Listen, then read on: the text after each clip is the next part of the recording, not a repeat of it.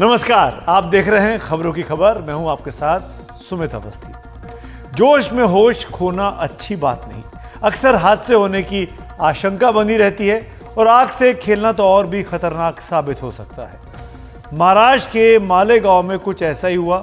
यहां के एक सिनेमा हॉल मोहन थिएटर में अभिनेता सलमान खान की नई फिल्म टाइगर 3 की स्क्रीनिंग चल रही थी। रात 9 से 12 का शो था। फिल्म शुरू हुई और जैसे ही सलमान खान की पर्दे पर एंट्री हुई, अचानक सिनेमा हॉल में आतिशबाजी शुरू हो गई। किसी को अचानक कुछ भी समझ नहीं आया। जहां देखो वहां पर पटाखे फट रहे थे। पटाखे ही नहीं, आतिशबाजी में रॉकेट तक हॉल के अंदर चलाने की कोशिश की गई। इन तस्वीरों में आप रॉकेट चलते हुए देख भी सकते हैं।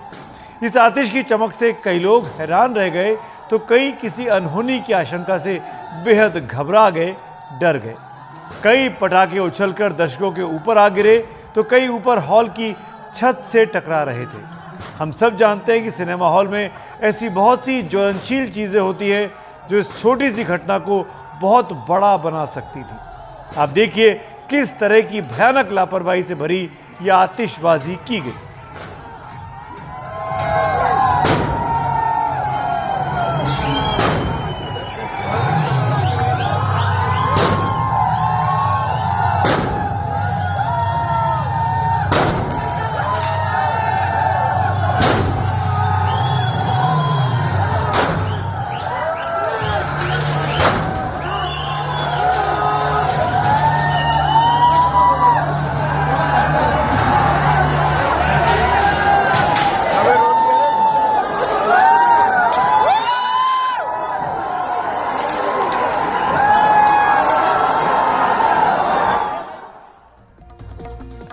दर्जनों रॉकेट चले सिनेमा हॉल के भीतर। जो आगे स्टॉल में बैठे लोग थे उनकी तरफ से सबसे ज्यादा हंगामा किया गया। इन तस्वीरों को देखकर सब घबरा गए।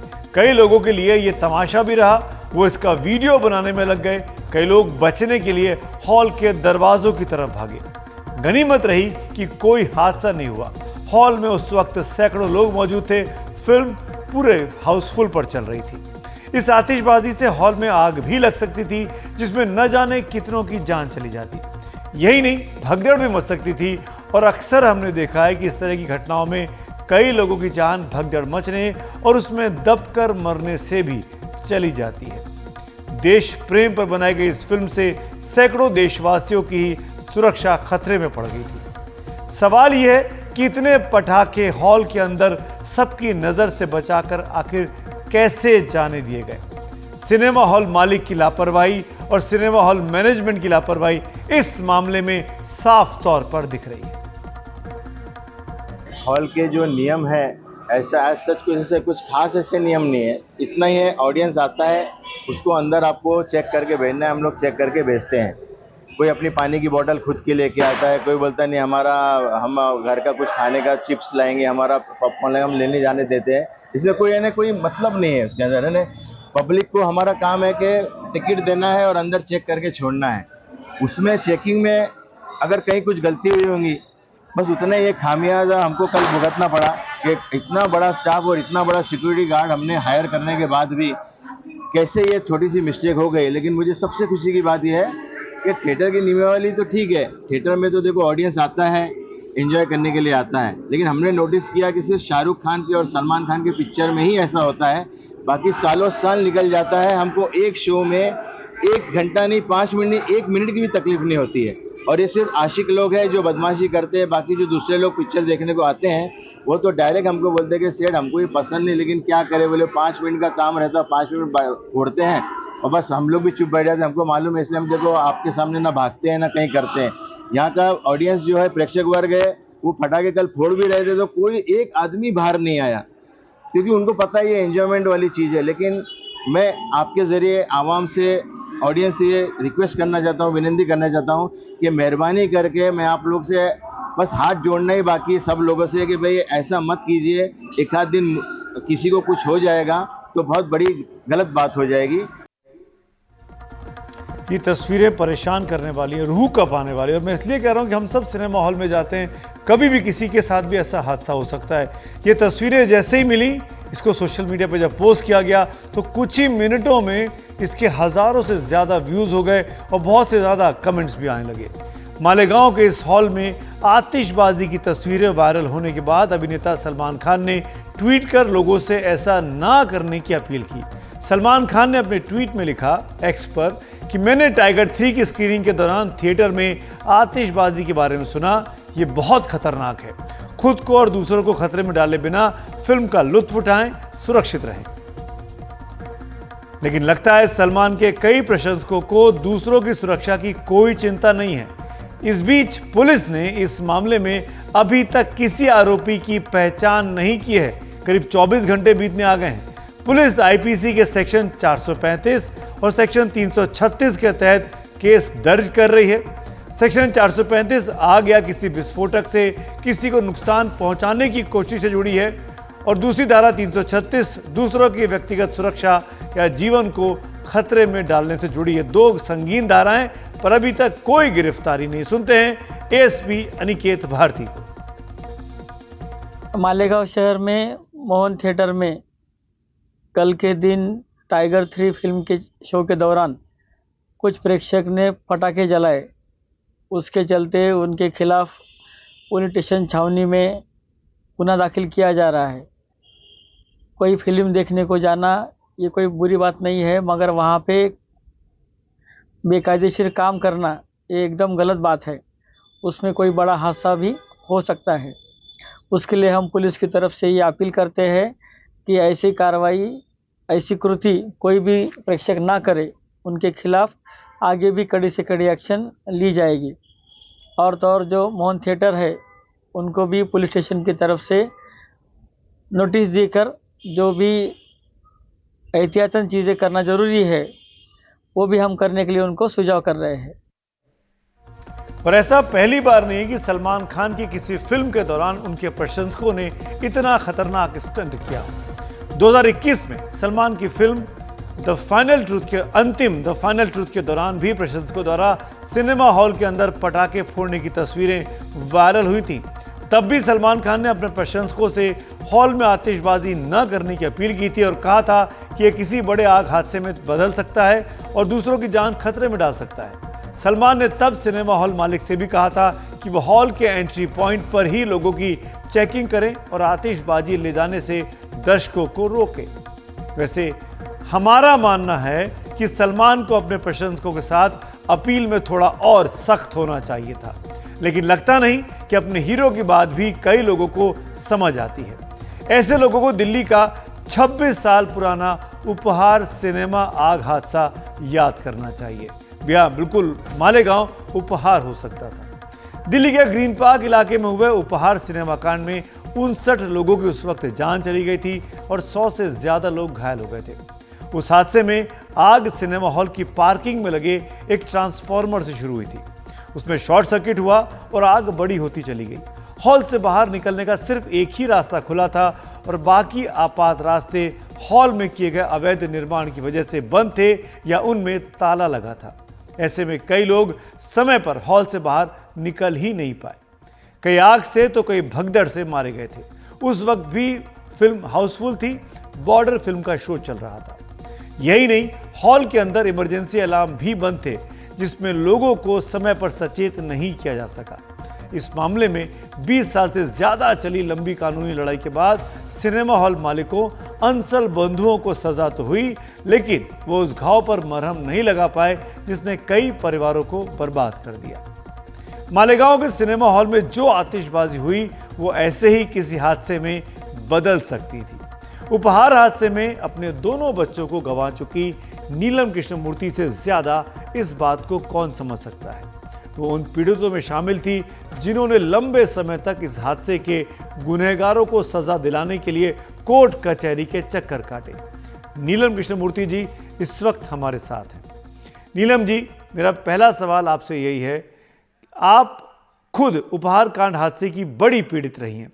ऐसे में आप मालेगांव के हॉल में हुई इस खतरनाक आतिशबाजी की घटना को किस तरीके से देखती हैं?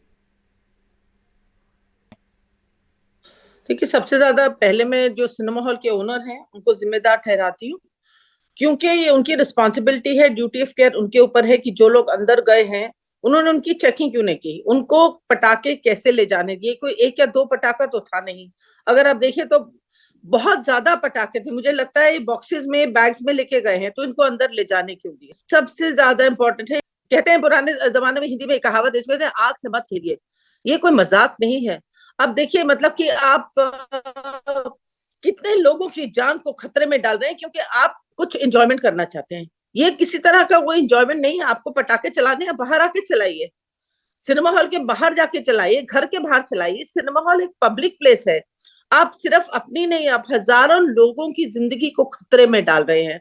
और जिन फैंस, जिन ये जो स्टार्स हैं उनके लिए जो आप ये कर रहे हैं, जो कि हो गया क्या नाम, सलमान खान, और जो भी, आप उनके बहुत बड़े फैन हैं। लेकिन एक बात जरूर कहना चाहूंगी, जो मैंने खुद में मेरे ऊपर गुजरी है, वो बच्चे बहुत ही शौक से पिक्चर देखने गए थे, लेकिन जब कुछ हो जाएगा, कोई हादसा हो जाएगा, किसी की मौत हो जाएगी, कोई फिल्म स्टार आगे नहीं आएगा ये कहने के लिए ओहो I am very sorry. They won't even पे द रिस्पेक्ट्स, कोई कंडोलेंस भी नहीं देगा। हम ये देख चुके हैं, जब उपहार में आग लगी थी, एक फिल्म स्टार आगे नहीं आया था।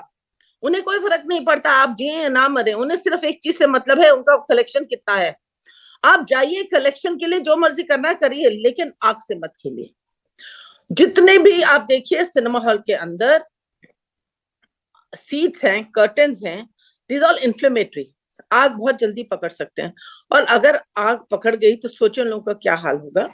और पटाखों से जो धुआं हुआ है, people will die of asphyxia. Uphaar में भी यही हुआ था।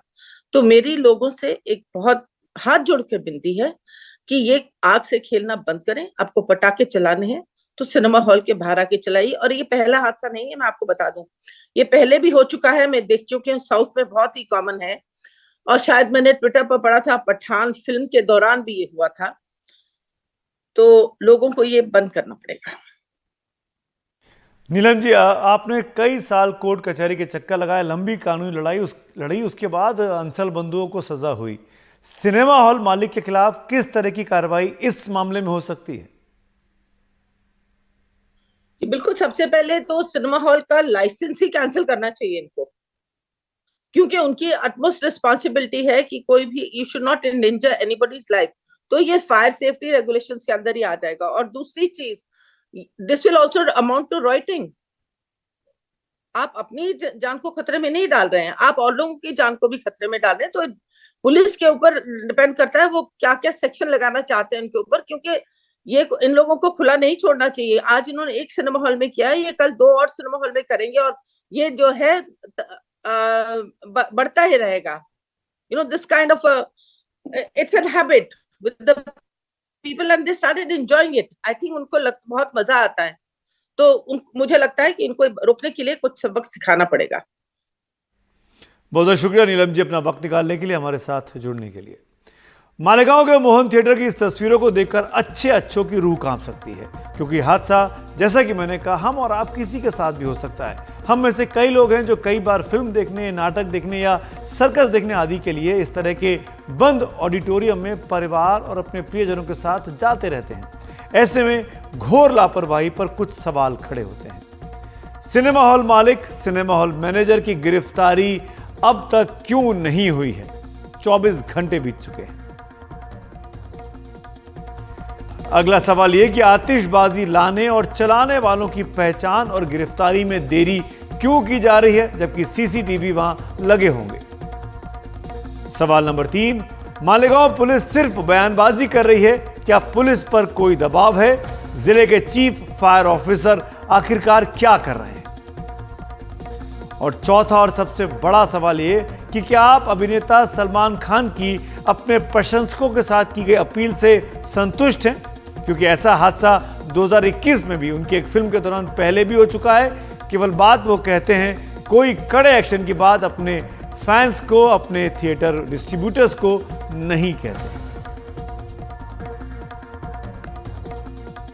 और अब बात आज की दूसरी बड़ी खबर की, उस हादसे की जो एक बार फिर यह साबित करता है कि हिमालय कितना नाजुक है और उसके साथ हम कैसा व्यवहार कर रहे हैं। उत्तराखंड में बन रहे 4 धाम हाईवे से जुड़े कई हादसे बार बार ये साबित करते हैं कि इस प्रोजेक्ट को बनाने में कई बार लापरवाहियां हुई हैं। ताजा मामला उत्तरकाशी में बन रही सिलक्यारा सुरंग का है, जो 4 धाम हाईवे प्रोजेक्ट के तहत यमुनोत्री नेशनल हाईवे से जुड़ती है। पहाड़ के अंदर बन रही करीब 4.5 किलोमीटर लंबी इस सुरंग का एक हिस्सा रविवार सुबह करीब 5 बजे अचानक ढह गया। हादसे के वक्त मजदूर अपनी नाइट शिफ्ट पूरी कर दिवाली मनाने के लिए सुरंग से बाहर निकल रहे थे। कुछ बाहर निकल चुके थे और कुछ अभी अंदर ही थे कि उसी समय अचानक मलबा गिरा और सुरंग बंद हो गई। मलबा गिरने से करीब 40 मजदूर अंदर मलबे के दूसरी ओर फंस गए हैं, जिन्हें सुरक्षित बाहर निकालने की कोशिशें जारी हैं। तो इस घटना को अब तक 40 घंटे गुजर चुके हैं और 40 मजदूरों की जान अंदर सुरंग में अटकी हुई है। ये सुरंग सिलक्यारा और बड़कोट में डांडल गांव को जोड़ेगी। जिस जगह ये मजदूर फंसे हैं वो सिलक्यारा में सुरंग के मुहाने से करीब 230 मीटर की दूरी पर है। इसके बाद करीब 40 मीटर लंबाई में सुरंग मलबा ढहने से बंद हो गई है। अंदर फंसे इन लोगों के साथ संपर्क बना हुआ है और उन तक एक पाइप के जरिए ऑक्सीजन, पानी और खाने के पैकेट पहुंचाए जा रहे हैं। इसके लिए कंप्रेसर का इस्तेमाल किया जा रहा है। सुरंग में पानी पहुंचाने के लिए ये पाइपलाइन पहले से बनी हुई थी। ये सुरंग 13 मीटर चौड़ी है। मजदूरों को बाहर निकालने के लिए अलग अलग कोशिशें चल रही हैं। पहली कोशिश 4 मीटर तक गिरे इस मलबे को हटाने की है। सोमवार दोपहर 12:30 बजे तक 21 मीटर इलाके से मलबा हटा दिया गया था, लेकिन फिर ऊपर से लूज मलबा गिर जाने से स्थिति पहले जैसी बन गई। एक और कोशिश ये भी हो रही है कि 900 मीटर के ठोस MS स्टील पाइप को हाइड्रोलिक जैक की मदद से मलबे के अंदर धकेला जाए और इस पाइप के अंदर से मजदूरों को बाहर निकाला जाए। स्टील के ये पाइप देहरादून और ऋषिकेश से घटनास्थल पर मंगाए गए हैं। इस पाइप को अंदर डालने के लिए सिंचाई विभाग के विशेषज्ञों की एक टीम भी पहुंच रही है। इस हादसे पर मौके से ताजा जानकारी दे रहे हैं हमारे सहयोगी किशोर रावत। सिलक्यारा में निर्माणाधीन सुरंग में फंसे 40 मजदूरों को निकालने का लगातार ऑपरेशन जारी है। रेस्क्यू ऑपरेशन हर तरीके से किया जा रहा है। हर वो मुकम्मल प्रयास किया जा रहा है जिससे इन मजदूरों को बाहर किया जा सके। इस वक्त भी अभी रात हो चुकी है और इस वक्त भी अभी काम चल रहा है। लगातार अंदर बड़ी मशीनें मलबा निकाल रही है और अंदर जो बड़े बड़े ट्रक है, ये सामने एक ट्रक देख सकते हैं, ऐसा ही एक ट्रक अंदर से ट्रक मलबा लेकर आ रहे हैं और लगातार जो मलबा निकाला जा रहा है और इस बात की पुष्टि की जा रही है कि ये तो जो लगातार अंदर मलबा जमा है उसको कैसे और तरीके से निकाला जाए।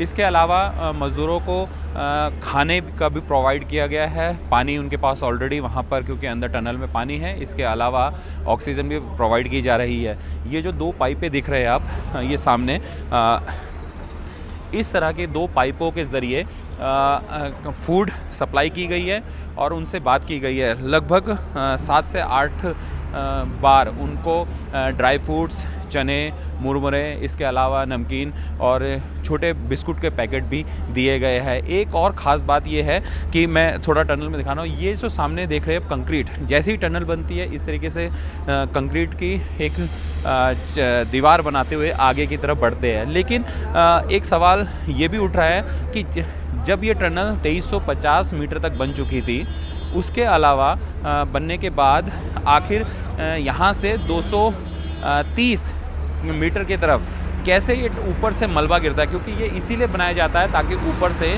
मलबा ना गिरे।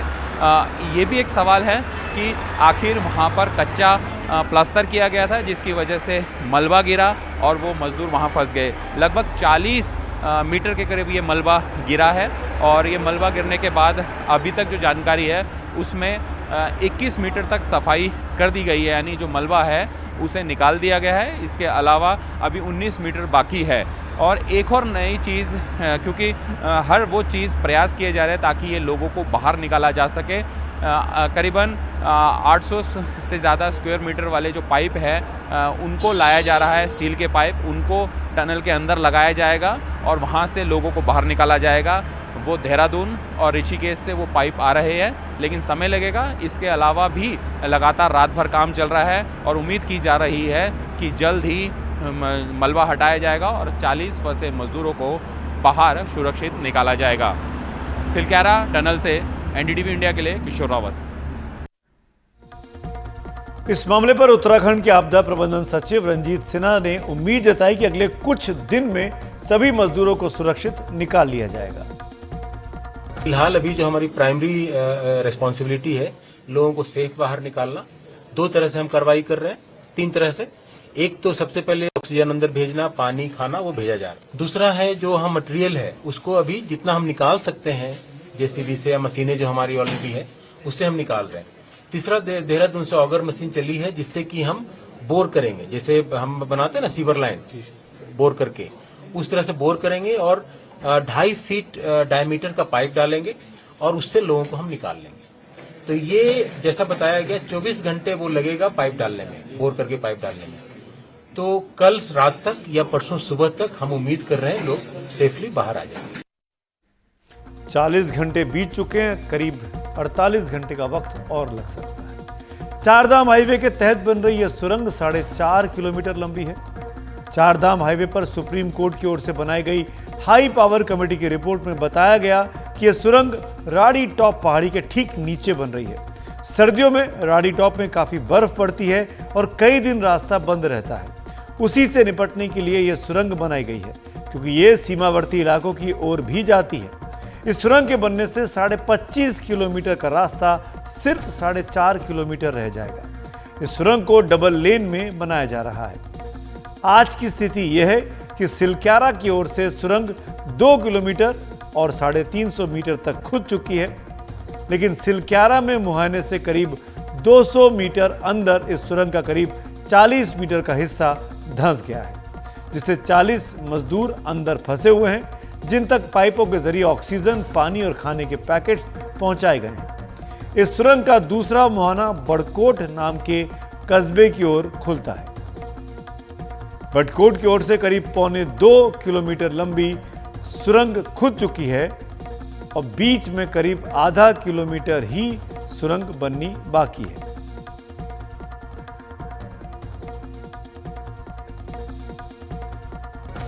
लेकिन सुरंग को अंदर से मजबूत करने का काम अभी भी चल रहा है। अब सवाल यह है कि हिमालयी इलाके में इस तरह की सुरंगों को बनाने में कितना खतरा है। जानकारों के मुताबिक हिमालय एक युवा बनता हुआ पहाड़ है जो बहुत मजबूत नहीं है और यही वजह कि यहां निर्माण की बड़ी बड़ी गतिविधियां खतरे से खाली नहीं होती। खासतौर पर अगर लापरवाही बरती गई तो कोई भी बड़ा हादसा हो सकता है। जिस इलाके में यह सुरंग है वहां पर क्वार्ट्जाइट, स्लेट, डोलोमाइट और शिस्ट जैसी चट्टानें हैं जो कमजोर और भुरभुरी होती हैं। टेक्टोनिक एक्टिविटी के कारण इनमें कई दरारें हैं। इसके अलावा जिस इलाके में यह सुरंग गुजरती है वहां आसपास जमीन के अंदर मेन सेंट्रल थ्रस्ट यानी एमसीटी गुजरती है। एमसीटी हिमालय में एक बड़ी दरार है जो इंडियन प्लेट के यूरेशियन प्लेट से टकराने से पैदा हुए दबाव से टूटकर बनी है और यहां कभी भी बड़े भूकंप आने की आशंका बनी रहती है। हालांकि सुरंगों को बनाने की टेक्नोलॉजी अब बहुत बेहतर हो चुकी है और ऐसे इलाके में भी सुरंग को सुरक्षित तरीके से बनाया जा सकता है। इस तरह की सुरंगों को बनाने के लिए हिमालय में अब टनल बोरिंग मशीनें यानी टीबीएम का इस्तेमाल होता है। आप देख सकते हैं टनल बोरिंग मशीन ऐसी होती है। आपके साथ स्क्रीन पे जो विजुअल चल रहे हैं इनको आप ध्यान से देखिए। एक बड़ी मशीन जो धीरे धीरे जमीन को काटते हुए आगे बढ़ती है और मलबा बाहर निकलता रहता है।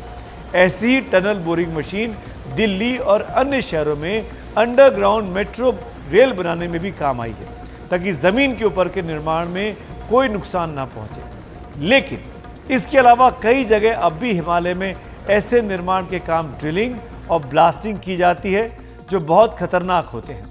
आपको समझाने के लिए हम ड्रिलिंग और ब्लास्टिंग की एक कुछ पुरानी तस्वीरें दिखा रहे हैं। हालांकि ये सुरंग से जुड़ी तस्वीरें नहीं हैं। सिर्फ इसीलिए हम दिखा रहे हैं ताकि आप इस बात को समझ सकें। इस तरह के धमाके करने से पहाड़ अंदर तक कमज़ोर हो जाते हैं और फिर समय समय पर टूटकर गिरते रहते हैं। पहाड़ों में इस तरह की सुरंगें बनाते वक्त कई बार सरप्राइज भी सामने आ सकते हैं। ऐसे इलाके में इस तरह के निर्माण में क्या ध्यान रखा जाना चाहिए, यह किस तरह का इलाका है, और इस पर ज़्यादा जानकारी दे रहे हैं जाने माने भूवैज्ञानिक डॉक्टर नवीन जुयाल, जो इस इलाके में 4 धाम हाईवे से जुड़ी हाई पावर्ड कमेटी के सदस्य रह चुके हैं और हिमालय को बहुत तरीके से समझते हैं। ये घटना अपने आप में प्रश्नवाचक चिन्ह खड़ा करती है जब हिमालय की हम बात करते हैं। मैं एज ए जियोलॉजिस्ट आपको ये बताना चाहता हूँ कि 2 बड़े सरप्राइजेस हमको हिमालय में अमूमन टनलिंग के टाइम में मिलते हैं। एक, पानी का सडनली निकल जाना। दूसरा, अनएक्सपेक्टेड शेयर्ड रॉक्स का एनकाउंटर करना जब हम उसको टनल को एक्सकेवेट करते हैं। अब यहाँ पे एक प्रश्न खड़ा होता है कि जब ये टनल का अलाइनमेंट किया गया होगा, इसकी जियोलॉजिकल एंड जियोटेक्निकल इन्वेस्टिगेशन जरूर की गई होगी। जब जियोलॉजिकल एंड जियोटेक्निकल इन्वेस्टिगेशन होती है, उसकी रिपोर्ट जो होती है उस एजेंसी को दी जाती है जो टनल को एक्सकेवेट करती है। अब मैं ये प्रश्न उठा रहा हूं कि क्या उस जियोलॉजिकल एंड जियोटेक्निकल रिपोर्ट में ये कहा गया था कि यहाँ की जो चट्टानें हैं वो काफ़ी कमज़ोर हैं और शेयर्ड है। मैं इसलिए कह रहा हूँ इस बात को कि इस लोकेशन से लगभग कुछ ही किलोमीटर अगर नॉर्थ और नॉर्थ वेस्ट की तरफ हम जाते हैं तो हमारा मेन सेंट्रल थ्रस्ट गुजरता है, जिसके कारण उसके आसपास की जो चट्टानें होती हैं काफ़ी शेयर्ड होती हैं। मैंने धरासू बेंड देखा है जहाँ पे मैं भी हाल ही में देख के आया हूँ कि 3 लेवल की सड़कें बन रही हैं जो कि शेयर्ड फाइलाइट रॉक्स पे हैं। इस जगह में जहाँ पे घटना घटित हुई है उसकी लिथोलॉजी यानी उसके रॉक टाइप्स क्या, उसका मुझे ज्ञान तो नहीं है, परंतु मैं एक बात दावे से कह सकता हूँ कि अब बहुत हो गया। हम कब तक इस ढंग की घटना को नजरअंदाज करेंगे? हमें अकाउंटेबिलिटी फिक्स करनी पड़ेगी। हमको जरूर से अभी तक हम सीख नहीं पा रहे हैं। ध्यान रखिए, एक बहुत बड़ा टनल का प्रोग्राम हमारे रेलवे के लिए चल रहा है। खुदा न खास्ता जब ये टनल कंप्लीट हो जाती है, अगर ऐसी कोई घटना अगर घटित हो जाती है तो इसका कितना व्यापक प्रभाव पड़ेगा, ये इसकी कल्पना करने से मैं सिर उठता हूँ।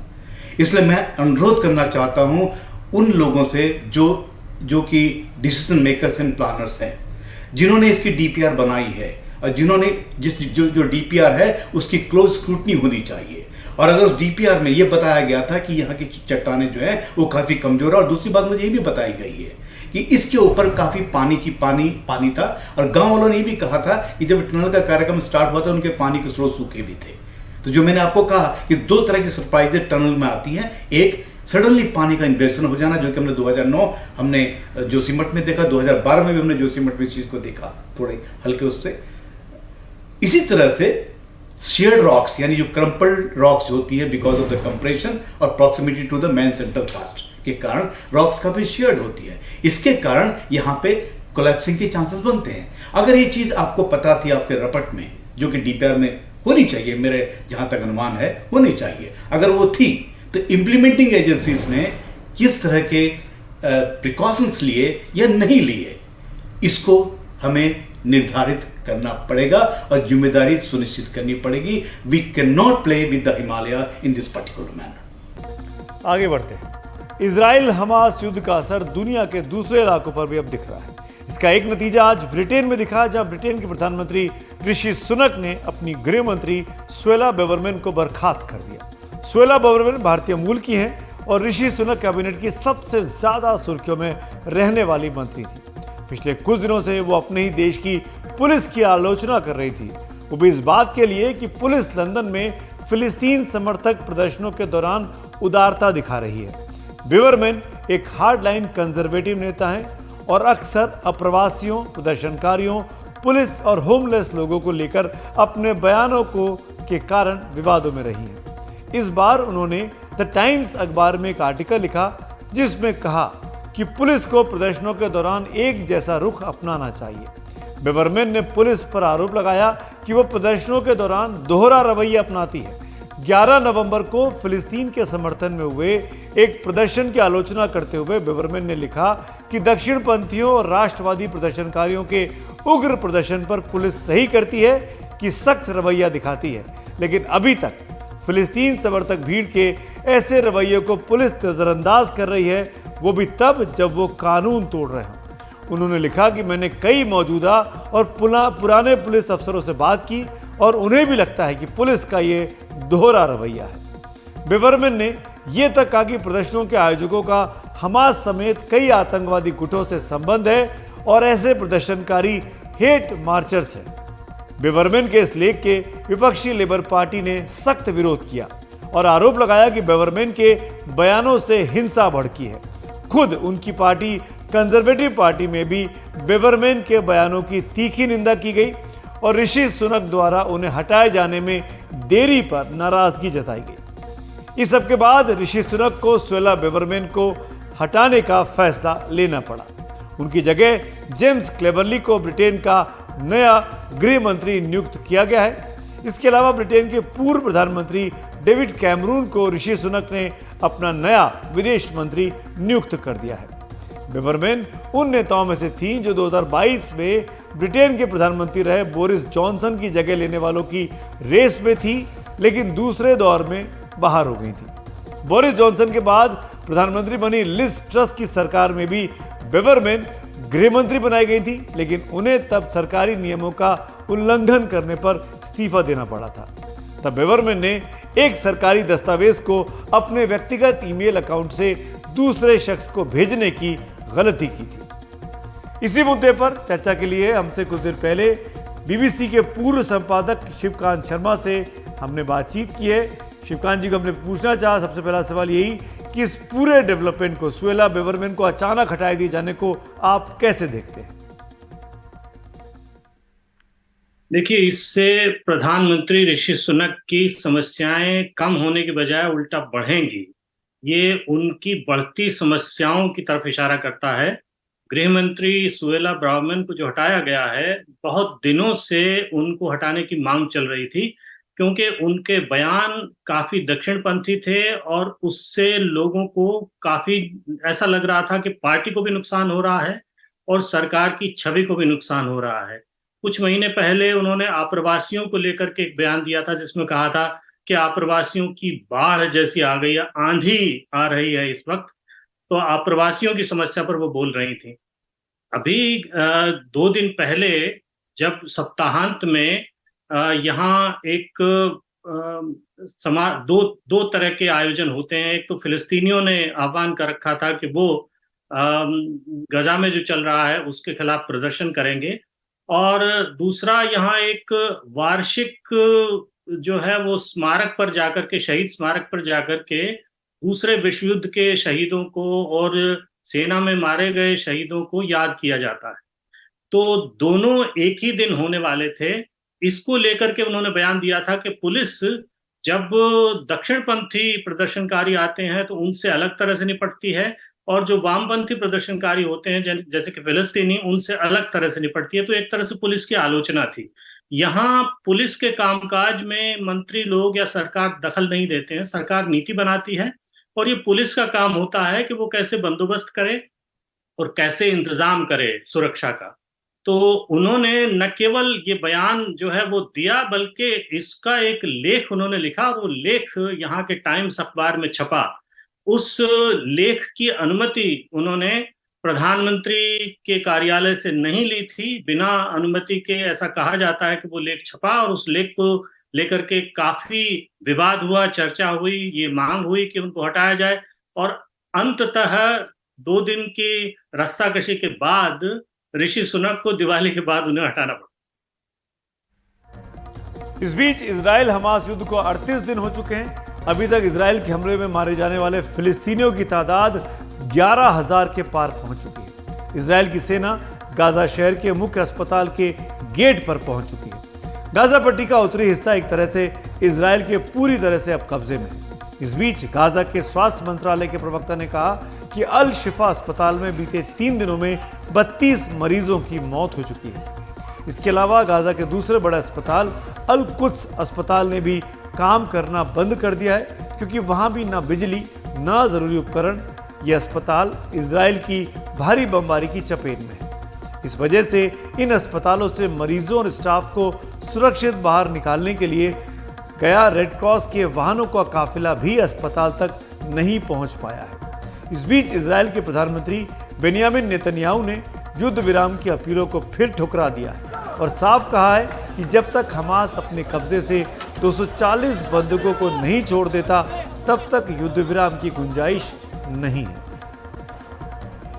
इस दिवाली हर तरफ बाजार में रौनक रही। कॉन्फेडरेशन ऑफ इंडियन इंडस्ट्रीज के मुताबिक इस दिवाली सीजन में इस बार देश भर के बाजारों में 4.25 लाख करोड़ तक के व्यापार हुआ, जो एक रिकॉर्ड है।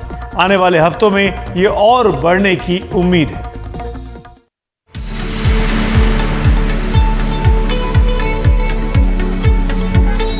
दिल्ली के बंगाली मार्केट की मशहूर दुकान बंगाली स्वीट्स के मालिक गिरीश अग्रवाल खुश हैं।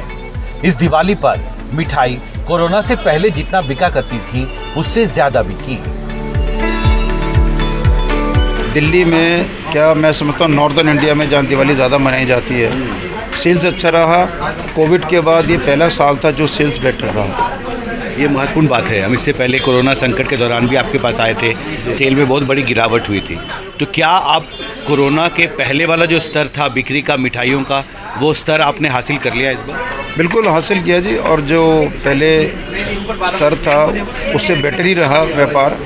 लोगों ने इस बार होली 2020 के बाद बड़े होश उल्लास से मनाई, बड़ी खुशी से मनाई, और लोगों ने बड़ी शिद्दत के साथ, अब मतलब जब वो इतना निकल के आए बाहर तो बहुत परेशान थे, लेकिन इस बार दिवाली बहुत बढ़िया रही थी।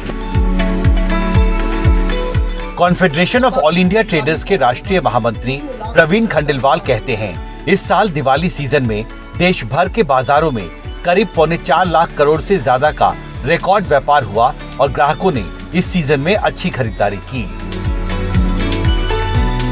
और अभी जबकि गोवर्धन पूजा बाकी है, भैया दूज होना बाकी है, छठ पूजा बाकी है, और इसके बाद तुलसी विवाह होना बाकी है।